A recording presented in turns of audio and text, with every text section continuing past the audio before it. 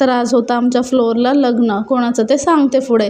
पण ह्या भटजींना दोन्ही कोण कोण ओळखतं मला सांगा बघू कमेंट बॉक्समध्ये बरं का. तर नमस्कार, जय बाळूमामा, श्री स्वामी समर्थ. तर सांगते चला पुढे कोणाचं लग्न होतं. तर होतं आमच्या तुळशीचं लग्न. तर इथं चाललं होतं नवरीच्या बापाचं नटणं थटणं. बघा किती नटून बिटून